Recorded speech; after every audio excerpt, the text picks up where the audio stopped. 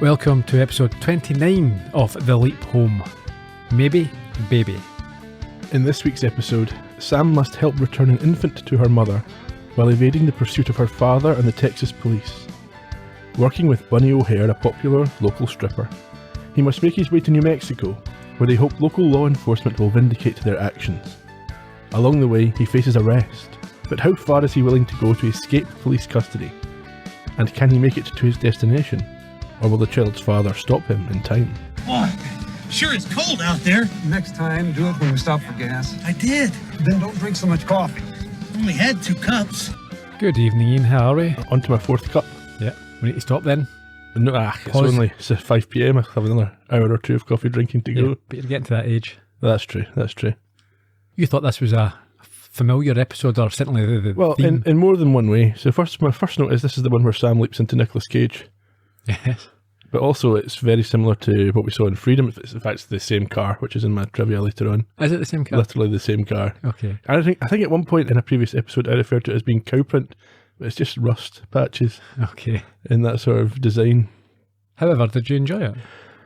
Yeah, I mean, I'm always dubious when the writer casts themselves in the lead of an episode, All right. as we will learn is the case here. But overall, actually, I thought it was all right. Yeah. Yeah. Did you enjoy it? There were some fun moments. 1 or 2. However, Sam is back to his old ways to an extent this week. Very much so. And Al was barely in it. That's never good. No, it's always better with more Al. Everything's better with morale. Makes you feel good. That was a great pun. Let's just leave on that one. Social media. People can get in touch with us to congratulate us on that joke at Leap Home Podcast on Twitter and Instagram, at The Leap Home on Facebook, or they can read the show notes at theleaphome.com, or as we prefer, go to YouTube to Columbo Podcast Productions, where you can like and subscribe and hit the notification bell to find out every week that you're getting the episode 1 week early. Did you say where we prefer? Yeah. I wouldn't say we prefer it. Oh, I would definitely do. Nah, I mean, people Well, who I are- prefer it, personally. Okay. Twitter's good, but for... Twitter used to be good. Nobody talks to us on Twitter. Maybe we've offended everybody. Sort that out. Talk to us. Some people do. I'm going to start putting up troll posts on Reddit and stuff and get folk interested. Right, you do that. Also, I should remind folk to leave us reviews on Apple Podcasts and IMDb and places like that help us out. That you? Yes, that's me. Let's crack on.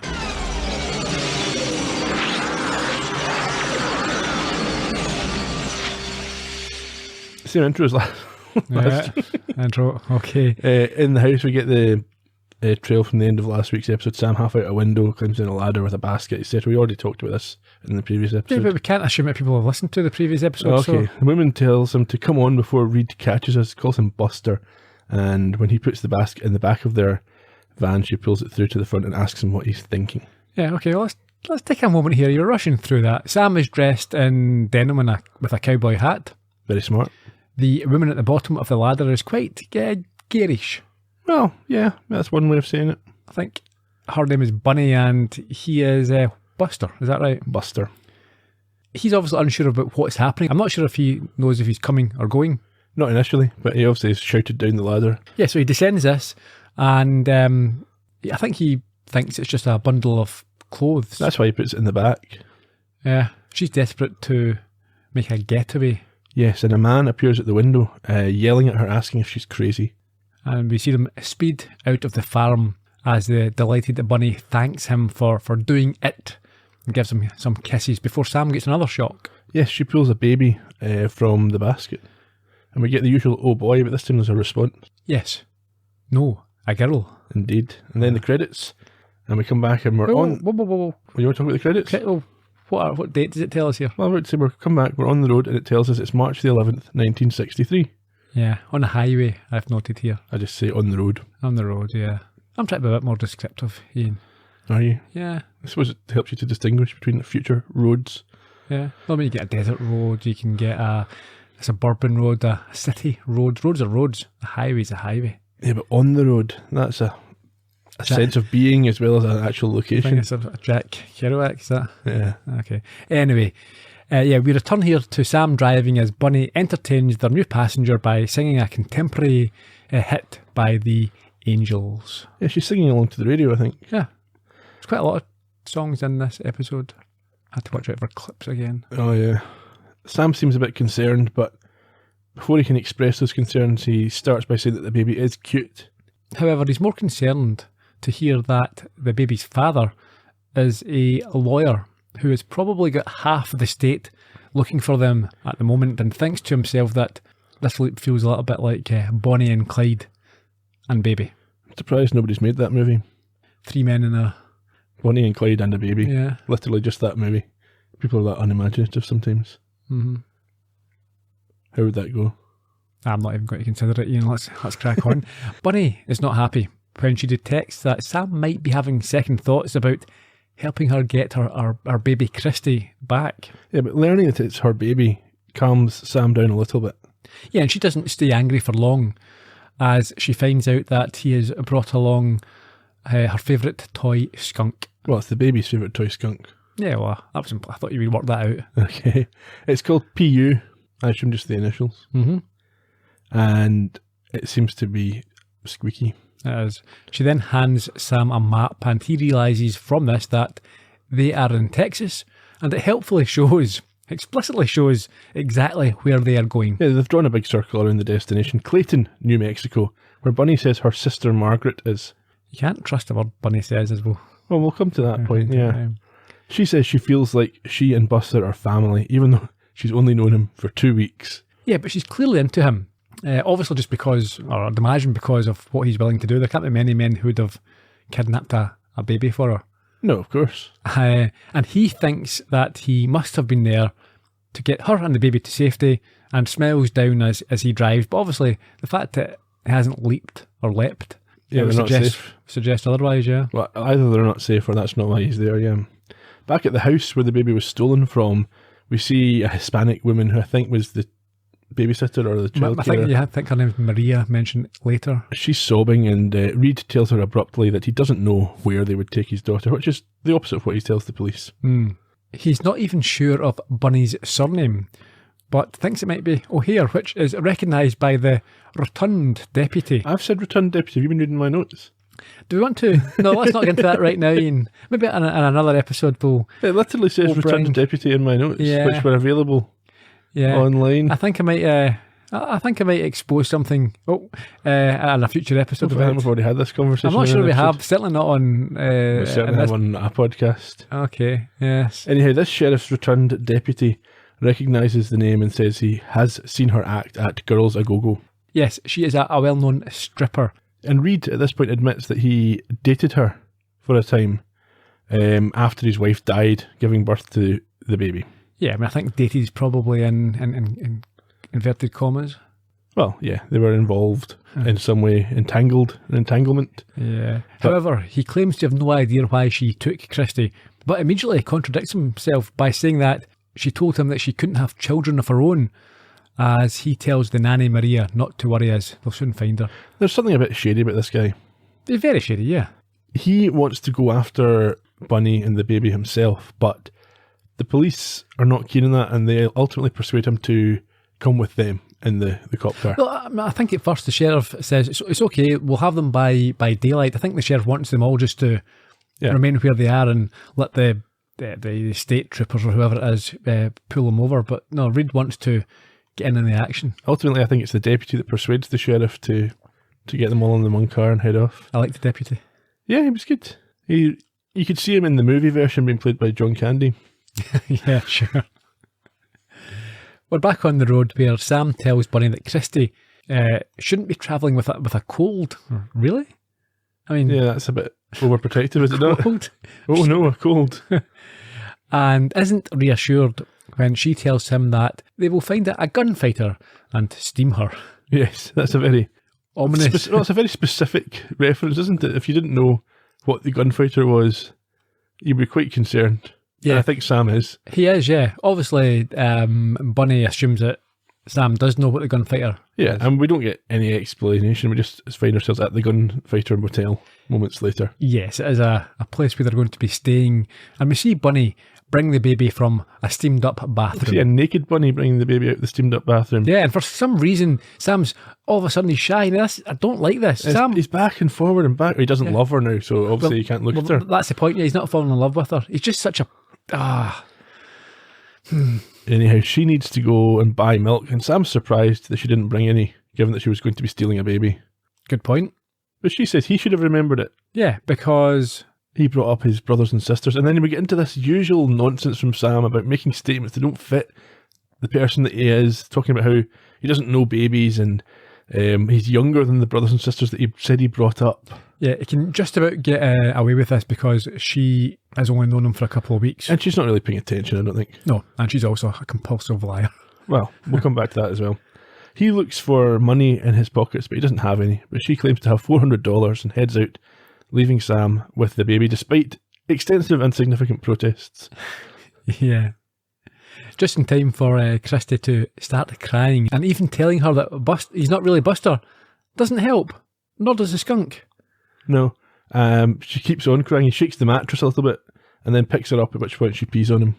Yes, warranting another oh boy. We cut back to the gunfighter a little later and see that Sam has removed his shirt, and while still holding the child, he sees himself in the mirror for the first time. Well, he calls himself a scary guy. I'm not sure that's really what he was. No, he's just a big lump, of a lad, and I think that for a couple of times he references his appearance and doesn't appreciate that actually, there are plenty of people would find that sort of look attractive. Yeah. He's quite a well-built guy. He's Relatively. bit of a hunk, maybe, if you're into that type of bouncer.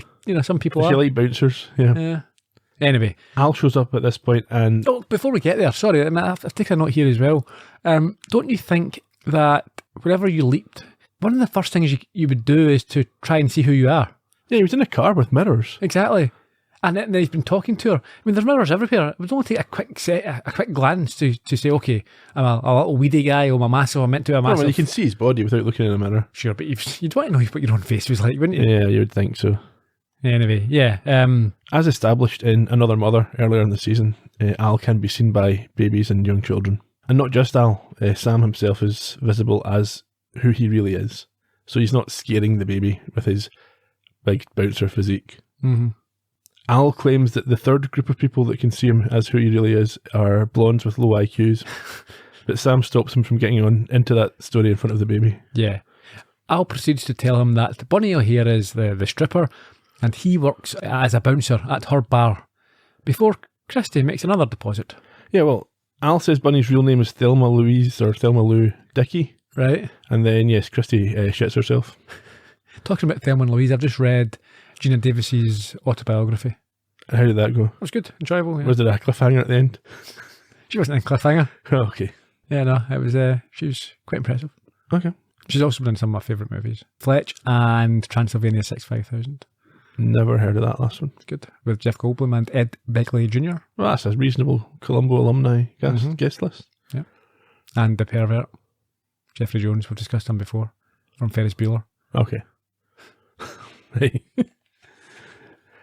Back to the story. Al explains to Sam he needs to clean the baby up and goes on a rant about disposable nappies. Yeah, so Sam tries to find a more environmentally friendly solution. Well, that's not an option because they haven't invented disposables yet, so he has to use a pillowcase. He does. I think that's fine. But, Yeah. But Dobby from Harry Potter. Oh, the house elf? Yeah. Yeah. Anyway. And then at this point, Al tries to, or unsuccessfully tries to distract Christy with his. Now, what we call it? If we With Ziggy. no, Ziggy's the. Is that Or Ziggy's? Ziggy's handset, whatever you want to call it. Yeah, Ziggy's the. Ziggy is the big computer. That's just Computer, So the adult access. Whatever. Well, that's what I'm saying. So, what has ever been classified? Has ever been described? I mean, the I just communicator. call it Ziggy. Do you? Okay. Yeah. Right. Fine. Although he does have some more luck with a sock puppet. Well, literally his own sock, which he takes off his foot. Ah. Yeah, he tries to sing Pop Goes the Weasel, but he doesn't know the words. However, it seems to work. Yeah, kids don't know the words anyway. You can just mumble Exactly, anything. yeah. You don't know what you're They're not talking going to pull you up. However, Sam is informed that baby changing is not why he is there. According to Ziggy, there's a 75.6% chance that you're here to return Christy to her father. Reed? Yeah. Well, if Bunny and Reed are divorced... No. Bunny and Reed were never married. Oh, no. You mean she's a... No. Well, if they were never married, and Reed is her father... Bunny's not Christy's mother. And that means that you two are kidnappers.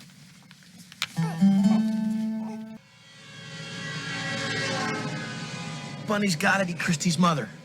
She loves her. Well, she fell in love with her, so she took her. That's called kidnapping.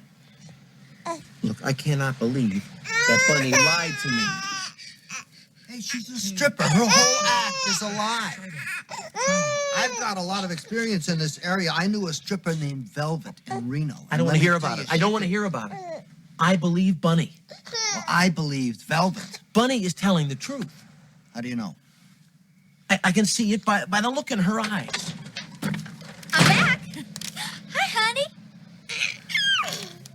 Yes, I'm back to his old ways there. So, firstly, you know, it was like he's such a conservative right-wing attitude. He's from the 90s, but it feels like the 50s. Oh, they're not married there. That means that Chrissy's a bastard. Illegitimate. Oh, no.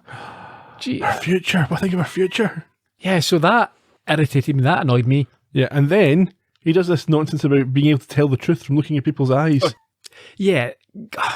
He's known her for what, a couple of hours, and he thinks that... And right away, Al's telling him he's wrong here. Yeah, and Al's right. Yeah, to a certain extent. Yeah. Well, you can't trust, you know, I believe her, I trust her and all. So we find out that she just lies constantly. She does. So, yeah, but really, his arrogance that he can detect, you know, Al's got data. He's got all this information that literally at hand, or he can have. Yeah. He thinks he knows better because he looked in her eyes and he believes it. He's just a naive and gullible So-and-so. So-and-so, Yeah. Al tells Sam he doesn't think it was her eyes that he was looking at when she returns, and as she goes to heat the milk, Sam points out she knows what the baby likes, but Al has a perfectly good response to that. What's that? He says she knows what I like as well, doesn't make her a mother. Exactly. Sam's losing his temper with Al at this point a little bit. He's certainly a little bit ratty. Yeah, he's not happy, I think, because Al isn't there to back up his wild guesses. He's not hearing what he wants, yeah. Mm-hmm. And he asks him, or he demands to know more about the original history. And what do we find out? We find out that originally the two of them are arrested and get 20 years in prison. And Yeah. Sam thinks it's not a big enough job for him to be there to get them reduced sentences by returning the baby. He makes stuff up as he goes along. He assumes things. Yeah, I mean, he thinks anyway that it's something to do with the baby. He's got to help Christy out in some way. And until he gets a better answer from Al, he's going to stick with Bunny's plan. However, he's less confident about what he's going to do when they arrive in New Mexico. And with a final peek at the Bunny in the bathroom, Al disappears to find out more. I'll certainly do a bit more research, probably on YouTube. Bunny, at this point, brings out the warm milk, and Sam, for no reason, why would he do this, confronts her about whose baby it is. Where's he meant to have got this knowledge from? Is it talking to the baby? That's incredible. What does he think he's going to achieve here? It's like, I know the true truth. Yeah, and it's not just that, but he just told Al that he knows that that's not the case. Yeah. And now he is contradicting himself for his own opinion. In any case, she denies that this is the situation. Yes, but then recoils when she thinks he's going to hit her. Well, I think he was a bit off as well. I don't know why he was sort of trying to physically restrain her or certainly grab at her. He's very aggressive. Why is he doing this? I don't understand. What does he hope to achieve? No. What difference does it make? Yeah. I've got that same question a few times in this episode. There's no benefit to him to having this knowledge. Yeah. I mean, I think she's right to react in this way because I thought at first that it was because Buster had a history of beating her, but I don't think that is the case. No, I don't think it is, no.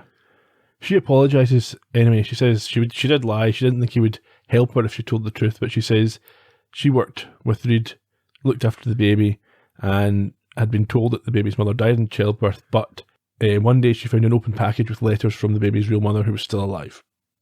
Yeah, I think she says that she wanted to believe this story. Yeah, so she could pretend it was her baby, which doesn't really help the story. No. Yeah, so she found this package of letters from the apparent real mother, Margaret. But Sam at this point interjects with another bizarre statement. You can't have kids. Yeah. Well, first, number one, how do you know? What makes you think that? Number two, why does it matter? Yeah. It's just like trying to push her, you've lied about this, but I'm not going to make a big deal of it, but you've lied about this. Well, to be honest, she does lie about a lot of things all the time. I did like her reasoning for how she thinks she can't have kids. She's practiced enough, she's tried really hard. It would have happened by now. Anyhow, she says the address on these letters and the phone number were in Clayton, and when she called the phone number, Reed caught her and beat her. Yeah. Now, we should mention that these letters, I think, were apparently letters begging for the baby to be returned to her. Yes. Which suggests that, oh no, did she say the package had come from Reed's brother? So the mother presumably doesn't know where Reed is with the baby. It's been passed on to him. Yeah. I think that was what was said.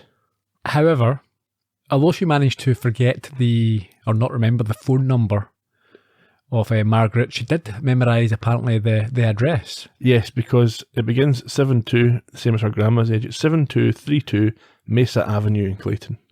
And she is determined to get Christy back there before Reed starts beating Christy like her own father did to her and her sister. Yes, she thinks history's repeating itself. She was beaten by her father after he finished beating her mother, and he thinks that if Reed's that type of person, it'll be Christy who's in the firing line eventually. Well, fair enough point. Absolutely, if she's telling the truth. Yeah, if she is.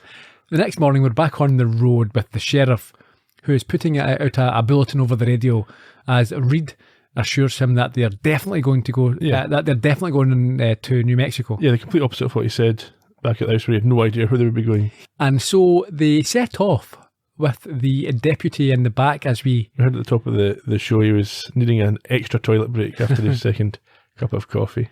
At the same time, we see Sam, Bunny and Christy speed towards New Mexico to the sound of Del Shannon singing Runaway.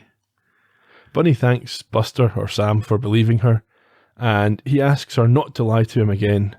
He is concerned for Christy's safety, however, and wants to purchase a car seat when they get to Abilene. Now, I had to think about this. I thought, there's no way back. Go? No, but I thought the 60s didn't have...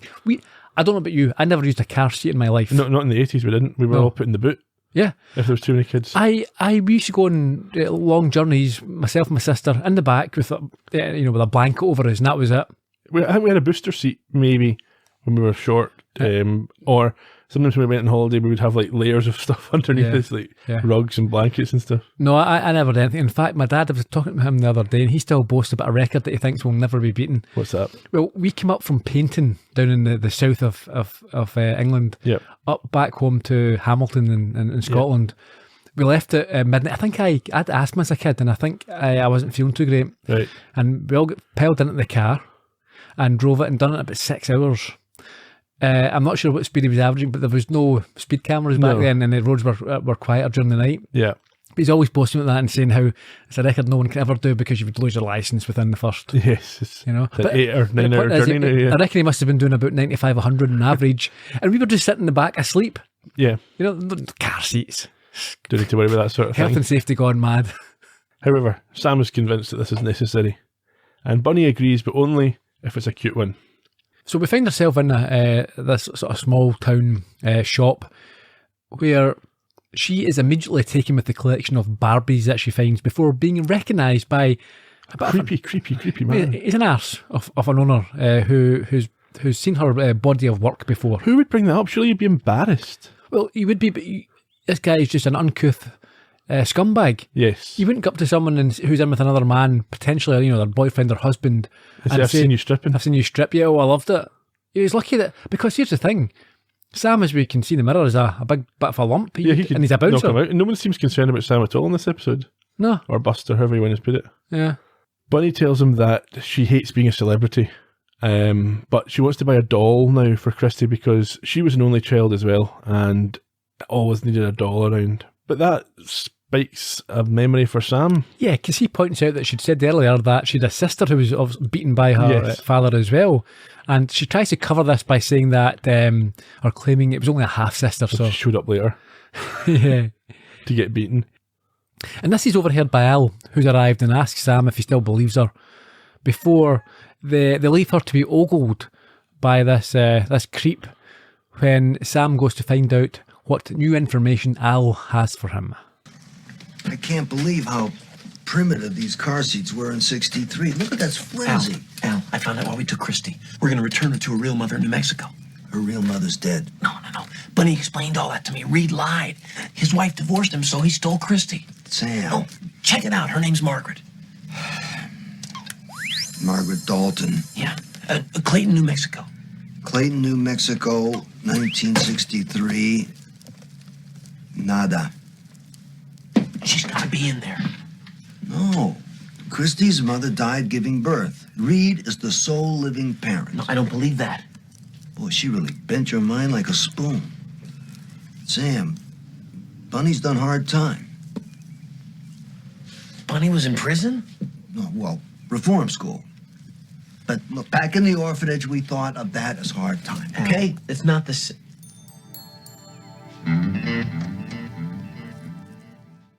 Just then, the police pull up across the road. Yeah, their argument is cut short when they spot the owner outside beside the sheriff and Reed, and so Sam decides to remain faithful to his instincts and makes a run for it out the back door. He tells Al that a real friend would help him out in this circumstance, so Al tells him that the back door leads to an alley. So they head that way, the two of them head that way. But when they get there, they find that the police have their car covered. Yeah, so Sam manages to buy the third fastest car in town for $210. I quite like this interaction. What happened? Yeah, so he was negotiating. There's two guys working in the car, and Sam said he wanted to buy it for $200, and the guy said, "Oh, can't sell it for $200. My dad gave me this as a Christmas gift." And he's not well. He's not well. He'd be very unhappy. And then Sam says, $210, it's sold. And they peel out of there. Round the front, a little later, the shop owner admits that he doesn't know what the health of the baby was like, as he was more interested in how fit and healthy Bunny was. Indeed, he's a creep. Reed is furious at this point that the local cops have let the girl and the baby get away. Yeah, but the sheriff assures them that they won't get very far. And we cut to the chap, the young guy who sold the car, watching on. You know, all the locals are trying to see what's happening. Yes, I like this. He joins this crowd, and the old woman says there's been a murder in the toy store. Yes, he thinks he's aided and abetted a horrific Oh, well, we crime. assume he goes on to speak to the police, but we don't see that interaction. Back on the road, Bunny is admiring the impossible physicality of the doll that she's bought when their song, Maybe Baby, comes on the radio.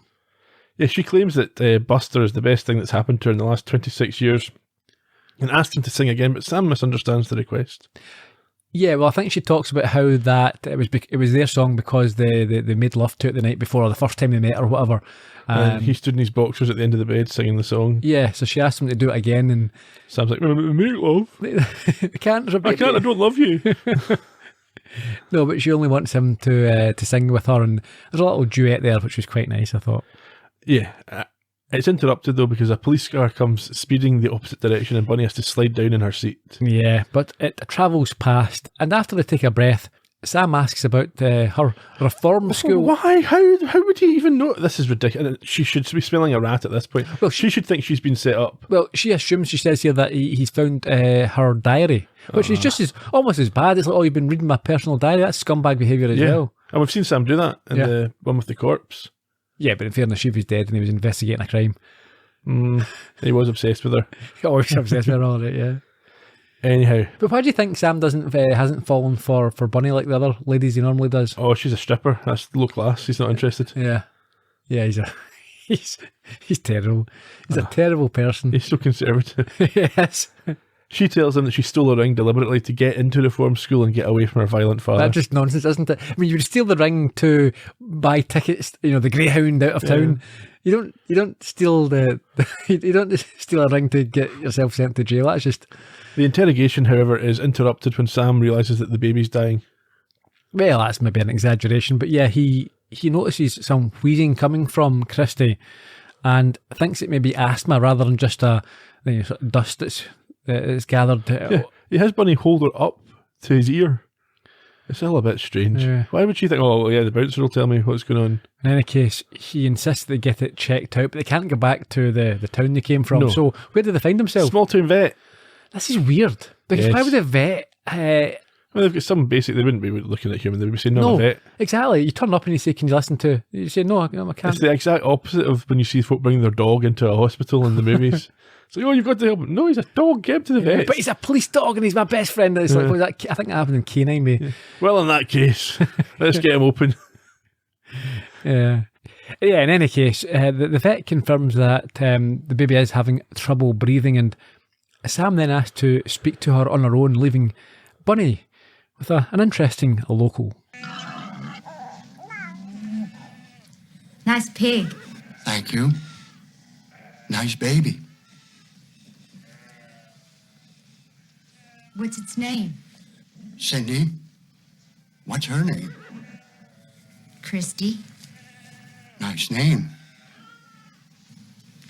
Come on, honey, let's go look at the bunny rabbits. Are you sure you don't want any coffee? No, thanks. Listen, Doctor. Oh, be careful, that's bull sperm. Oh, yeah. Doctor, I was hoping that we could get some epinephrine for the baby's asthma. Oh, I can't give prescription drugs for humans. Oh, that's okay. I know what dosage to give her. Oh, you're a doctor? Well, I probably doesn't look like it, but yes, I am. Oh, it doesn't matter. I don't have any epinephrine. I used my last vial for Freddie here. But there is a hospital in Abilene. You could get some there. My patients call. Good luck. An odd scene. I quite like the bull sperm Reference. reference. Yeah, that was fun, but I don't understand what he thinks is going to happen. It's like, oh, I can't give you this drug because what'd she say? I can't prescribe I'm not a drugs for doctor. humans. And he says, oh, it's okay, I know how much to give her. It's like, that's not the issue here now. Yeah, it's ridiculous. He's just going to get in there and ask for drugs. All she's going to say is go to the hospital in the city, and he's going like, no, give me epinephrine. No. Adrenaline, stat. No. Anyway, at the end of that scene there, Sam spots some coffee in a jar. That gives him, it sets a marble rolling. Yeah, I'm not sure I accept this next. No, he gives the baby the coffee in a baby bottle, which the baby you would expect to not enjoy, but takes it like a pro. That's unbelievable. It's so bitter. Baby's not going to drink coffee happily. She's not. Why did they not put milk in it? The baby was drinking milk anyway. Make it milky coffee. It's really Is it happy. even safe to give a baby coffee? Well, no. I mean... Well, Sam's a doctor. He must know. Yeah, not in the long term. He says it's a bronchodilator, which I'm pretty sure is a dinosaur. Back in the road, we return to the sheriff providing another radio update on Sam's car's license plate. The deputy's away having another little wee. Yes. But on his return, he assures Reed there's no worries here because they're in a flame-painted hot rod. Definitely get spotted. Well, you would think that's pretty accurate. I'm pretty sure that is accurate. Yeah.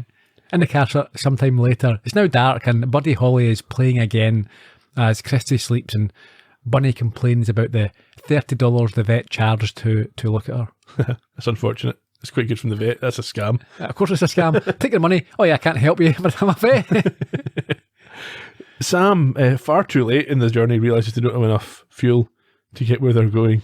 Yeah, now he asks her for $5 and is confused when she tells him that they have nothing, as they have spent $300 of the $400, which she said she had. Yeah. And at this point he realises that she's been lying again. They should have taken money out the till in the shop before they left. You robbed the place? Well, they robbed it anyway. They took the doll. I thought they bought the doll. No, they just took the doll. How'd you know? Because the shopkeeper was outside and she hadn't finished buying. Oh yeah. Oh well, yeah, he deserves it for being a creep. Yeah, but they should have taken money. Well, they didn't take a car seat, which I thought was strange. The car seat won't fit in that truck. Well, they didn't know what they were... I don't know. Anyway, the problem is resolved when Bunny spots a local amateur talent show and knows just what talent they'll appreciate. Yeah. So we find ourselves at this local bar, and it involves her stripping with balloons. This scene was uncomfortably long. Yeah. I've written down, this scene goes on for effing ages, and it's the woman who wrote the episode has given herself this scene to show herself off. Yeah. Anyway. Al arrives just as she finishes her performance, and he is absolutely raging. Yes. Sam is surprisingly okay with it. Although I suppose he thinks that's just what she does. That's her. Well, it's her choice, and that's her, yeah. But he had such a problem in Right Hand of God. Oh, no, he didn't. No, he didn't. He He asked didn't her have a problem. He to asked her strip. to strip, didn't he? Okay, Yeah. we're fine. Yes, he's good. That's Yeah. fine. I mean, I like that Al saying here, he's like, I'm the project observer. I should be observing this, yes. Bunny wins the $50 as the sleazebags in the bar are all very pleased with her performance. Yeah, But their victory celebration is short-lived. the cops show up at this point and Reed grabs Christy and puts her in a basket. Yeah, well, they enter with their guns raised. In fact, was she already in the basket? I don't know. Anyway, she's in the basket and Reed's got her. We get another sort of fade to black, which the director loved.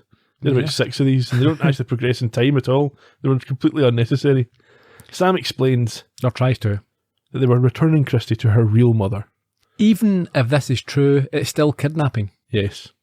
What they're doing is entirely wrong here. Yes.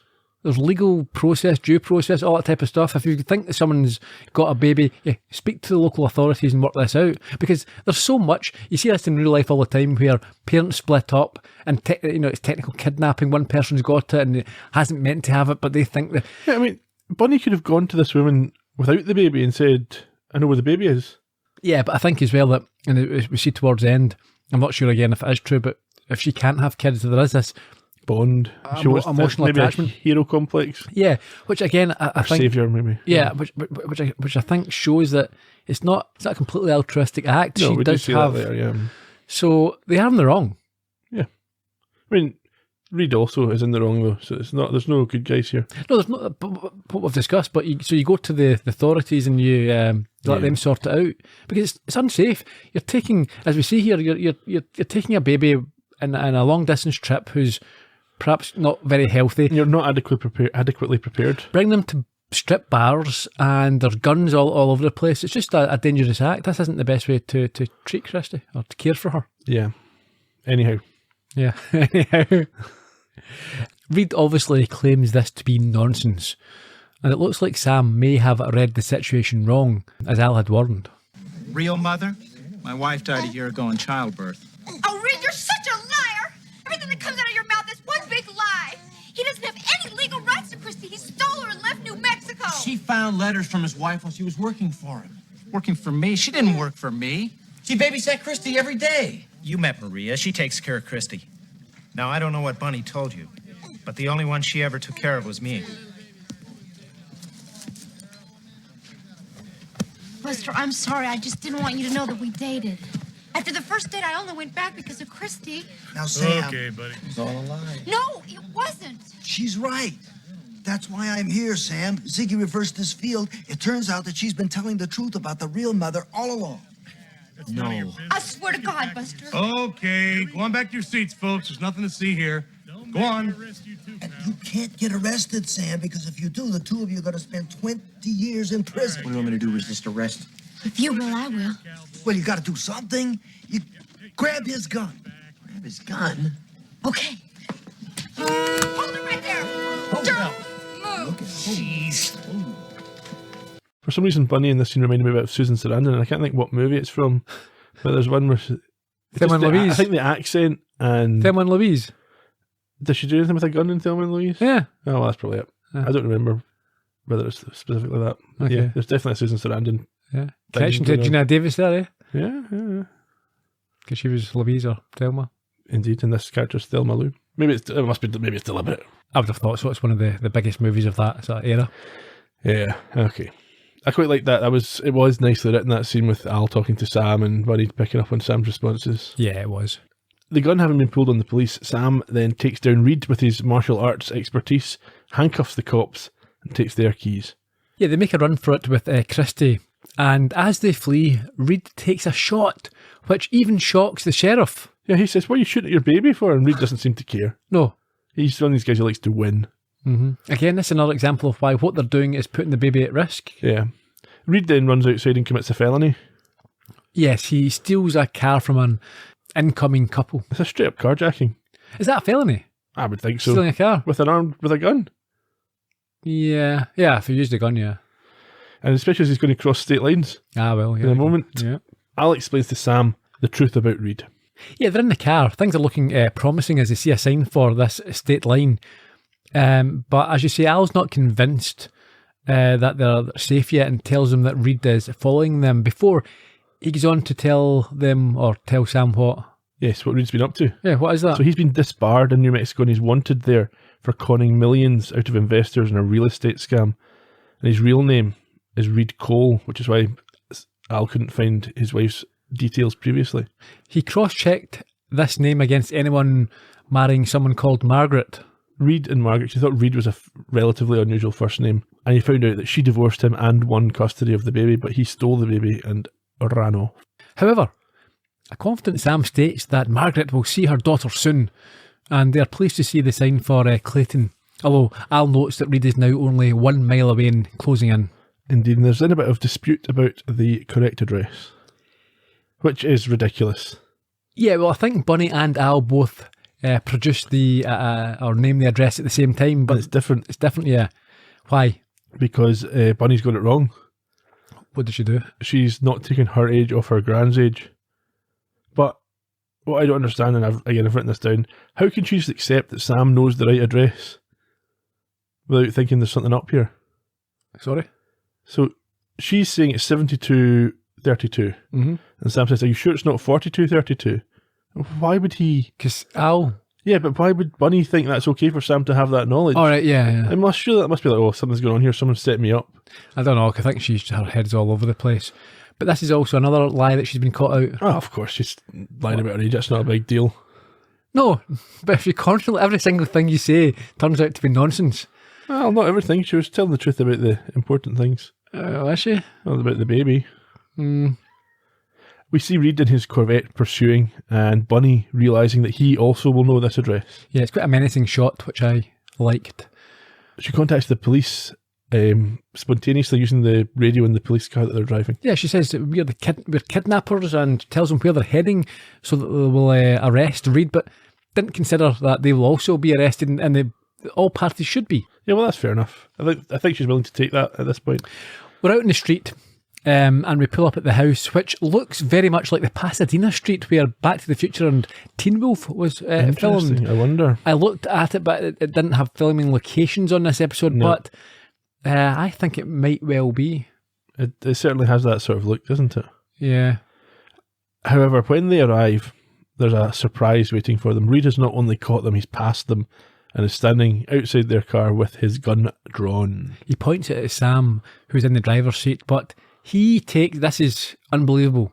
So the baby's there with, all three of them are in this car, a gun pointed at him. And what he does is he uses the door, is that what he uses the mirror to reflect light into Reed's face, and when he's dazzled, he slams the door into his midriff to knock him out. Are you joking? Do you know how easy it would have been for the trigger to get pulled in? And the baby to get shot? Anyone here to get shot. Scandalous behaviour. At this point, however, the police show up, and in a stroke of luck, they recognise Reed. Yeah, as the... What are the chances? You're the guy that's wanted in New Mexico, which is here, where we work. Yeah, I mean, I don't think a local beat cop, traffic cop, or whoever it is would know about white collar, estate. Even a sheriff. Yeah. I mean, yeah, okay, this is where he lived, this is where he worked. It is. But is it not years ago? Well, I don't know, the baby's not even 2 years old. Right, okay, fair enough, yeah. But still, is that a white collar crime? I'm not sure the local cops would be... Immediately recognising his face. Yeah. He was a bit of a Columbo villain, this guy, wasn't he? He was, yeah. Anyhow, he's arrested immediately on site. And for some reason, this apparently means that Sam and Bunny are effectively let off because... No, Sam does say they'll have to go down to the station. Yeah, but they should be arrested. It's not like, we'll have to pop down there and, sort things out. Well, they've not committed any crimes in New Mexico. This is the thing, I've got to note in this later on. There seems to be this idea that once you cross a state line, you're immune for the crimes you've committed in a different state. It's the whole basis of this episode is that nothing can cross this state line. I mean, I think how it's set up in America is slightly different, like, depending on the level of crime. Obviously, you get federal, so if your murder doesn't, murder doesn't end at the borders, but for example, a speeding ticket would. Well, New Mexico wouldn't enforce a Texas speeding ticket, but if you've kidnapped a child in Texas and driven into New Mexico, I think that's still something they would look at. Oh yeah, I mean, they're perfectly entitled to arrest you and then do an investigation and call the appropriate authorities, deport you to Texas. Yeah. Anyhow, we get another unnecessary fade to black, during which nothing happens, and Reed is then bundled into the cop car. Bunny, at this point, becomes very teary and reluctant to give up the baby to her mother, who's quite passive. Yeah, she doesn't seem that interested. She's standing at the door. Rather than run towards her stolen child, she just sort of waits for them to work things out and hand it over. I mean, if that was my kid, I would be, give me her. Who are you? Go away. Yeah, why are we going? Gunfight? Sam explains, it's not your baby. The baby needs to go home, and Bunny is upset, but is calmed down by Sam and eventually agrees to hand the baby over to her mother. Yeah, it's an emotional reunion. Well, it's emotional to some extent. She doesn't even thank them for bringing the baby back. No, so cheers. She's like, yeah, go away. And when the baby is handed over, Sam leaps. Yeah, into a rerun of the first season episode with Terry Hatcher. Yeah, back into the classroom is Dr. Bryant. Creepy man. Very creepy man, yeah, but not as creepy as Sam is. Well, says a lot. Now we know, yeah. We thought he was unfortunately being into a creepy man. He maybe directed that himself. That's the end of the episode. There were a lot of similarities to Freedom in terms of this sort of road trip out west. Cops after you. Yeah, we've seen this before, but they've reused a number of themes. Yeah. So we talked a lot about Bunny's lies. I didn't like the way it was made out to be a character flaw. Because I think the episode's trying to suggest that she's just unreliable, you can't trust her, but it also says that she's been subjected to violence. I think it's fairly understandable that someone who's had that kind of upbringing would put up barriers, and their first instinct would be to say, I'm not going to just tell my truth to everybody, I'm going to put up create a character. Maybe, but it's not just about that, is it? It's things like how much money you've got. So that's not you're not, maybe you don't want to reveal things about your family life, and you don't want to get attached or tell people information that could lead, of a more personal nature, but it's just everything she lies about, it seems to be. Yeah. And also, are we to, we don't know if we can accept that, these traumas did happen then. That's the thing. I suppose that's the question. You're left with that question, I suppose. Yeah. But in the end of the day, the baby got back. They probably get charged with crimes. Yeah. Certainly they assaulted the police in the bar. They should probably do some sort of... they'll be in prison for a little while, probably with Reed. There you go. Any other thoughts? It's okay. It was fun. There were some moments of comedy. I'm not sure if it was appropriate, but like in the vet and the bull sperm and that, I chuckled at the car purchasing scene. Yeah, it was good. It was fun. It was good. So no, I enjoyed it. It was perfectly fine. Okay. Some trivia. This aired on the 4th of April 1990. Directed by Michael Zinberg. This is the third of his 9 episodes. You can hear more about him back on the podcast for Good Morning Peoria. Paul and Julie Brown wrote this story. 2 of them are siblings. Paul, as we know, is producer on the show. He was one of the corpses in the one with the ghosts. And this is the 6th of his 13 writing credits. Hear more about him on podcast for Kamikaze Kid. Julie was primarily an actor, and this was her only writing credit for the show, but she also wrote for things like the Clueless TV show and the Disney films Camp Rock, and its sequel Camp Rock 2, The Final Jam. Yeah, I think she's not massively well known over here, but I think she's a bit of a sort of a sex symbol. I think a lot of if you were a young lad back in that day, you would know who she was. I think she was well sort of known. Yeah, well, obviously she also played Bunny in the episode. Her acting portfolio is much more comprehensive than her writing one. She's appeared in shows like Happy Days, Laverne and Shirley, Band of Gold, CSI, films like Police Academy 2, the original Clueless. She's also appeared in pretty much everything she's ever written, so everything on her writing CV has her in it, with this episode being no exception. She's now 68, she's still an active performer. And she's not to be confused with MTV's Downtown Julie Brown. Or June Brown, who played Dot Cotton in EastEnders. Yeah. Jimmy Ray Weeks played the sheriff, the Texan sheriff. This was his only Quantum Leap. It's a very familiar face, I think, but that's because he looks like Paul McCrane. Don't know who Paul McCrane is. He's quite well known. Is he? Yeah. He's been in shows like Miami Vice, Northern Exposure, Law and Order, and films like Hot Shots, Analyze This, and Buffalo Soldier. He's now 80, and he's not had a screen credit since 2001, so I assume retired from that sort of work. Travis McKenna played the deputy. This was his only Quantum Leap. I recognised him. He's also appeared in shows like Touched by an Angel, ER, Ally McBeal, and films like Batman Returns, Roadhouse, Van Wilder, Party Liaison. He's now 62, somehow still alive, and his last screen credit was in 2010. Yeah, Roadhouse is where I know him from. Yeah. Kathy McCauley played Maria. This was her only Quantum Leap. She also had small parts in shows like TJ Hooker, Murder, She Wrote, and Night Court. She's now 60. Her last screen credit was in 1999, but her updated Facebook page does still say she's an actress. Yeah, maybe theatre work. Maybe. Charles Frank played Reed. This was his only Quantum Leap episode. He also appeared in shows like Father Dowling Investigates, MASH, Murder, She Wrote, The New Adventures of Superman, and one Columbo, which you'll obviously remember. Of course. But remind me anyway. He was Edmund Galvin in Try and Catch Me. Was he? He's now 75, still active. Officer Montero, who I think is the one in New Mexico. Yep. He was played by Daniel Zacapa, who's a fairly well-known actor himself, prolific character actor. This was his only Quantum Leap, but he's been in Star Trek Deep Space Nine, Star Trek Voyager, The West Wing, Knight Rider. He was in movies like Confessions of a Dangerous Mind and Seven, amongst many, many others. He's now 71, still active. Nothing for Christie? No, sadly not. Okay. Margaret, the mother, was played by Maggie Egan. She's another one who's fairly high profile. She's only been in this one Quantum Leap, but she had a recurring role on Babylon 5 as the ISN news anchor Jane. She also appeared in shows like ER, Seinfeld, and The Mentalist, as well as films like Evergreen and What Women Want, opposite Mel Gibson. Still an active performer, writes her own IMDb bio. Even signed it with her own name. Okay. This is my favourite. Carmen Philpe played the farmer with the pig. This was his only Quantum Leap. Normally someone in such a small role wouldn't want to mention, but I loved him in The Wedding Singer, which he's absolutely fantastic, and it's a fairly similar sort of character. I recognise his face. Yeah, he's been in lots of things. He's in Wayne's World, Halloween 4, okay. Beetlejuice, right. Loads and loads of other things. He died in 2003 when he was 80, so he was only 67 in this. Big Bob, I don't know who Big Bob was. I think he's the guy in the shop. Yes. Ray Young played him. His only Quantum Leap. He's also in Deep Space Nine, MacGyver, Murder, She Wrote, The Bionic Woman, Bewitched, lots of other things. He died when he was just 59 in 1999. Finally, Madeline. Who's Madeline? The vet? No? Oh, potentially. Played by Eve Brenner. Right. This was her only Quantum Leap. She also appeared in shows like Star Trek The Next Generation, Star Trek Voyager, Doogie Howser MD, The Twilight Zone, as well as being the voice of the Mouse Queen in Basil the Great Mouse Detective.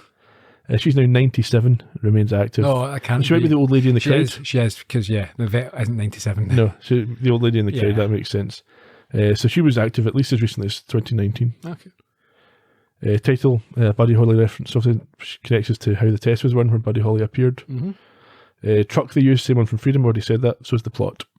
In terms of things we learned, it was reinforced that kids and animals can see Al and Sam as he is, and Sam has no experience with babies. Yeah. In terms of on this date, you have anything? A few things, yeah. In the US, the 4 seasons with Walk Like a Man topped the charts. Cliff Richard with Summer Holiday was the UK counterpart. The US Defence Secretary of the day, Robert McNamara, I think he used to work with Ford. I think he came from Ford. Anyway, he ordered the adoption by the US military of the M16 assault rifle. Now mostly used for killing children in schools. Yes, and apparently an unidentified flying object described as a hazy white light was seen by hundreds of residents of the big island in Hawaii, where it hovered for more than 5 minutes. And I've got one more interesting one, the 12th, but you might have that, so I'll leave it to you. Okay, so I've got Alex Kingston was born on the 11th. On the 9th, the Beatles started their first UK tour. What have you got the 12th? John Lennon had a cold and missed the Beatles gig. No, one I think you'll appreciate. There you go. Lee Harvey Oswald, using the name of A. Hiddle, mailed a money order in the amount of $21.45 to Klein's Sporting Goods of Chicago, along with a coupon clipped from the February 1963 issue of American Rifleman magazine to purchase a rifle that would be used 8 months later. There you go. One other thing. In the UK, a couple of days after the events of this episode, Christine Keeler failed to appear as a witness in a criminal trial against an ex-partner, leading to the Profumo affair moving from rumour to scandal. Yeah, she was quite hot also. She died a couple of years ago. She wasn't hot when she died. Well, that's subjective. Well, Sam might think she was hot after she died. Next week, we've got Sea Bride. Sam has to stop a wedding on a cruise ship, which apparently the setting is the star of the show. Ah, we had a Columbo on a cruise ship. We did have troubled waters. Yeah. Okay, well, we'll see you in 1954. Until then, cheerio. Bye-bye.